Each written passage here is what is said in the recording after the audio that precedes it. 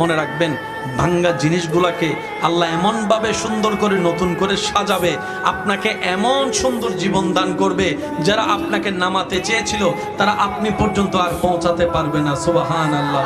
যারা আপনাকে টেনে ধরে নামাতে চেয়েছে তারা অনেক পিছনে পড়ে থাকবে, আপনি রবের রহমত নিয়ে অনেক দূরে এগিয়ে থাকবেন।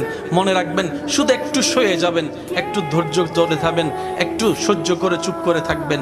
যত সইবেন তত পাইবেন, যত সইবেন তত পাইবেন।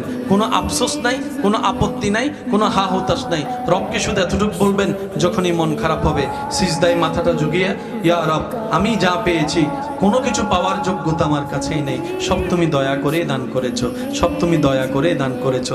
একটা জিনিস পাওয়ার যোগ্যতা আমার নাই, এই চোখ পাওয়ার মতো যোগ্যতা আমার কাছে নেই, এই কান শোনার মতো কান আমার কাছে নেই। আল্লাহ, কোনো কিছুরই পাওয়ার যোগ্যতা নাই, তুমি দয়া করে দেখার জন্য দুইটা চোখ দিয়েছো, তোমার দরবারে শুকরিয়া। সুবহানাল্লাহ।